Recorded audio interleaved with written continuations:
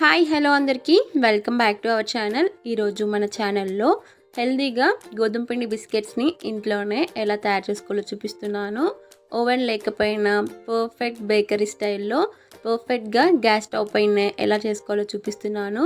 పర్ఫెక్ట్గా వస్తాయి, టేస్ట్ కూడా చాలా బాగుంటుంది, సింపుల్గా అయిపోతుంది. పిల్లలకి ఇట్లా సింపుల్గా స్నాక్స్గా బాక్స్లో ఇచ్చేయచ్చు, చాలా బాగుంటాయి టేస్ట్కి. ఇట్లా ఒక్కసారి ఇలా ట్రై చేయండి, అస్సలు ఫెయిల్ కావు, పర్ఫెక్ట్గా వస్తాయి, అచ్చం బేకరీ స్టైల్లో వస్తాయి. ఒక్కసారి ఇలా ట్రై చేయండి. ఇక ప్రాసెస్కి వచ్చేస్తే ఇక్కడ నేను హాఫ్ కప్ వరకు చక్కెరని తీసుకున్నాను. ఇక్కడ నేను 1 కప్పు పిండికి హాఫ్ కప్ వరకు చక్కెరని తీసుకుంటున్నాను. మీరు కొద్దిగా షుగర్ ఎక్కువ తినే వాళ్ళు ఉంటే కొద్దిగా ఇంకో 2-3 టేబుల్ స్పూన్ల వరకు ఎక్కువగా తీసుకోండి. దీంట్లోనే మీకు ఇలాచీ ఫ్లేవర్ నచ్చితే 2 ఇలాచీని వేసుకొని ఇలా ఫైన్ పౌడర్లా పట్టి ఈ షుగర్ పౌడర్ని పక్కన ఉంచుకోవాలి. ఇక్కడ నేను బటర్తోని ప్రిపేర్ చేసుకుంటున్నాను బిస్కెట్స్ని. మీరు నెయ్యితోని లేదా ఆయిల్తోని ఇట్లా ప్రిపేర్ చేసుకోవచ్చు. బటర్ వేసుకుంటే ఇంకా టేస్ట్ అనేది చాలా బాగుంటుంది. ఇప్పుడు ఈ బటర్ రూమ్ టెంపరేచర్లో ఉన్నప్పుడు తీసుకోవాలి, బటర్ అయినా గీనైనా. ఇలా రూమ్ టెంపరేచర్లో ఉన్న బటర్ని ఒక హాఫ్ కప్ వరకు తీసుకుంటున్నాను నేను. ఇక్కడ 1 కప్కి ఒక హాఫ్ కప్ సరిపోతుంది, 1 కప్పు పిండికి హాఫ్ కప్ బటర్ సరిపోతుంది.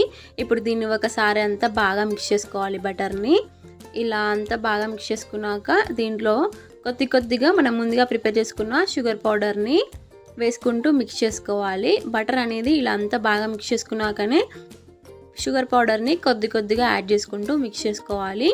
ఒకేసారి వేయకూడదు, కొద్దిగా వేసుకుంటూ ఇలా క్రీమీ టెక్స్చర్ వచ్చేంత వరకు బాగా మిక్స్ చేసుకోవాలి. మిక్స్ చేసుకుంటూ షుగర్ పౌడర్ని కొద్దిగా యాడ్ చేసుకోవాలి.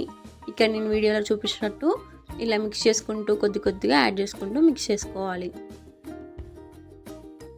ఇలా షుగర్ పౌడర్ని మొత్తం వేసుకున్నాక ఒక 2-3 నిమిషాల పాటు మంచి క్రీమీ టెక్స్చర్ వచ్చేంత వరకు బాగా మిక్స్ చేసుకోవాలి. మనం దీన్ని ఎంత బాగా మిక్స్ చేసుకుంటే బిస్కెట్ అనేది అంత బాగా పర్ఫెక్ట్గా వస్తుంది. దీన్ని ఒక 2 నిమిషాల పాటు బాగా ఇలా ఇక్కడ నేను చూపించినట్టు బాగా మిక్స్ చేసుకోవాలి. ఇలా బాగా క్రీమీ టెక్స్చర్కి రావాలి. ఇలా వస్తేనే బాగుంటుంది బిస్కెట్స్కి, ఇట్లా టేస్ట్ చాలా బాగుంటాయి. ఇలా వచ్చిన తర్వాత దీంట్లోకి ఇప్పుడు మనం పిండిని యాడ్ చేసుకుందాం. ముందుగా ఒక జల్లెడని పెట్టుకోవాలి. మనం పిండిని జల్లించి తీసుకోవడం వల్ల చాలా బాగా వస్తాయి బిస్కెట్స్ అనేవి. ఇక్కడ నేను 1 కప్ వరకు గోధుమ పిండిని జల్లించి తీసుకుంటున్నాను. ఇక్కడ మనం హాఫ్ కప్ బటర్కి 1 కప్ మాత్రమే తీసుకోవాలి గోధుమ పిండిని. ఇలా జల్లించుకోవాలి. మీరు ఏ బిస్కెట్స్ చేసుకున్నా పిండిని ఇలా జల్లించి చేసుకుంటే చాలా బాగా వస్తాయి బిస్కెట్స్ అనేవి. ఇలా చూడండి, ఏమైనా డస్ట్ ఉంటే వెళ్ళిపోతుంది. ఇప్పుడు దీంట్లోకి నేను ఇక్కడ బేకింగ్ పౌడర్ని యాడ్ చేసుకుంటున్నాను. ఒక హాఫ్ స్పూన్ వరకు యాడ్ చేసుకుంటున్నాను. ఇది తప్పకుండా వేసుకోండి, చాలా బాగా వస్తాయి. దీంట్లోకి పావు స్పూన్ వరకు కంటే కొంచెం తక్కువగానే ఇక్కడ నేను వంట సోడాని యాడ్ చేసుకుంటున్నాను. దీంట్లోకి చిటికెడు వరకు ఉప్పుని వేసుకొని దీన్ని ఇప్పుడు చేయితోని బాగా మిక్స్ చేసుకోవాలి. మనం నార్మల్గా చపాతీ పిండి కలిపినట్టు కలపకూడదు. ఈ పిండిని నార్మల్గా ఇలా వేళ్ళతోనే కలపాలి, ఎక్కువగా నీట్ చేయకూడదు. ఇలా నార్మల్గా ఇట్లా వేళ్ళతోనే కలిపితే చాలా దగ్గరకు వస్తుంది. ఇలా వచ్చినాక ఇక్కడ మీరు 2 టేబుల్ స్పూన్ల వరకు పాలను వేసుకోండి. ఆ వీడియో క్లిప్ అనేది మిస్ అయింది.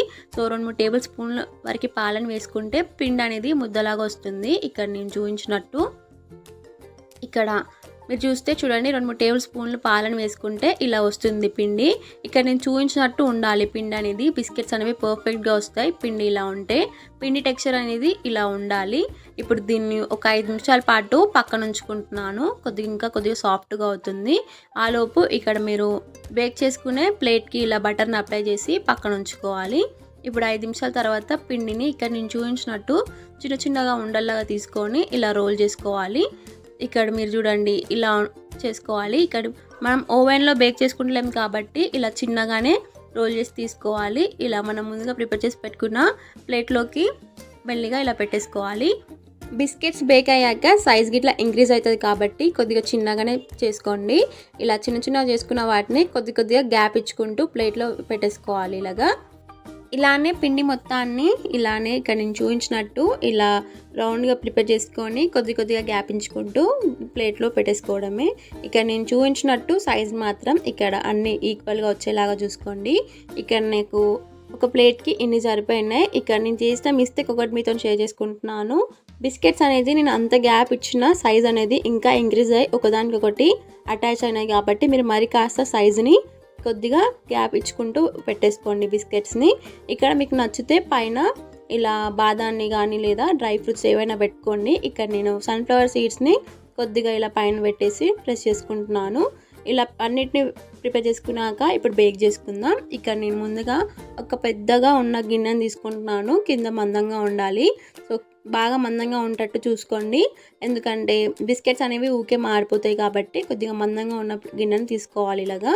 ఇప్పుడు దీన్ని ప్రీహీట్ చేసుకోవాలి ఒక 10 నిమిషాల పాటు లో ఫ్లేమ్లో. కింద స్టాండ్ని కానీ లేకుంటే ఇలాంటి చిన్న గిన్నెని కానీ తీసుకోండి. ఇలా నేను ఒక చిన్న గిన్నెని తీసుకుంటున్నాను. ఇలా చిన్న గిన్నెను పెట్టుకొని ఇప్పుడు దీన్ని ఒక 10 నిమిషాల పాటు లో ఫ్లేమ్లో ప్రీహీట్ చేసుకుంటున్నాను. ఎంత బాగా హీట్ చేసుకుంటే బిస్కెట్స్ అనేది అంత బాగా హీట్ తగిలి చాలా బాగా వస్తాయి బిస్కెట్స్. 10 నిమిషాల తర్వాత బాగా హీట్ అయి ఉంటుంది. ఇప్పుడు ఇది దీంట్లోకి మనం ముందుగా ప్రిపేర్ చేసి పెట్టుకున్న బిస్కెట్స్ని ఇలా మెల్లిగా పెట్టేసుకోవాలి. వీటిని ఇప్పుడు ఇక్కడ నేను 10 నిమిషాలు మీడియం ఫ్లేమ్లో, 15 నిమిషాలు లో ఫ్లేమ్లో, మొత్తం 25 నిమిషాల పాటు బేక్ చేసుకున్నాను నేను. ఇక్కడ మీకు టైం 25 నిమిషాలు సరిపోతుంది. బిస్కెట్ సైజ్ గిట్లా చిన్నగా ఉంది కాబట్టి 25 నిమిషాల పాటు బేక్ చేసుకుంటే సరిపోతుంది. 10 నిమిషాలు మీడియం ఫ్లేమ్లో, 15 నిమిషాలు లో ఫ్లేమ్లో బేక్ చేసుకుంటే సరిపోతుంది. ఇక్కడ నేను 25 నిమిషాలకు చూపిస్తున్నాను. పర్ఫెక్ట్గా బేక్ అయింది. మీరు కింద కలర్ చూస్తే లైట్ బ్రౌన్ కలర్ కనిపిస్తుంది, అలా ఉంటే సరిపోతుంది. ఇక్కడ నేను చేసిన మిస్టేక్కి చూడండి ఒకదానికొకటి అటాచ్ అయినాయి. సో మీరు ఇంకొద్దిగా గ్యాప్ అనేది పెంచుకుంటూ బిస్కెట్స్ని పెట్టుకోండి, అలా ఒకదానికి ఒక దగ్గరికి రాకుండా ఉంటాయి. సో సైజ్ అనేది ఇంక్రీజ్ అయ్యి అలా అయ్యింది. ఆ మిస్టేక్ ఒకటి మీరు కాకుండా చూసుకోండి. వీటిని నేను పూర్తిగా చల్లారినాక మీకు చూపిస్తున్నాను. ఒక అరగంట పాటు వదిలేస్తే ఇవి పూర్తిగా చల్లారితాయి. చూడండి కింద కలర్ ఇట్లా ఎంత బాగా వచ్చిందో.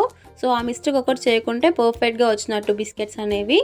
వీటిని ఇప్పుడు సింపుల్గా పిల్లలకి ఇచ్చినా లేదా టీలో తీసుకున్నా చాలా బాగుంటాయి. పిల్లలకి స్నాక్స్గా పెట్టవచ్చు. ఇంట్లో 1 వీక్ టు 10 డేస్ వరకు స్టోర్ చేసుకోవచ్చు వీటిని. మీరు కూడా ట్రై చేసి ఎలా వచ్చిందో కామెంట్ చేయడం మర్చిపోకండి. ఈ వీడియో కనుక మీకు నచ్చితే మీ ఫ్రెండ్స్ అండ్ మీ ఫ్యామిలీ మెంబర్స్కి ఈ వీడియోని షేర్ చేయండి. Thank you for watching. Do subscribe to my channel for more recipes. ఈ వీడియో కనుక మీకు నచ్చితే మీ ఫ్రెండ్స్ అండ్ మీ ఫ్యామిలీ మెంబర్స్కి ఈ వీడియోని షేర్ చేయండి. మీరు కూడా తప్పకుండా ఈ బిస్కెట్స్ని ట్రై చేసి ఎలా వచ్చిందో కామెంట్ చేయండి. నోటిఫికేషన్ కోసం బెల్ ఐకాన్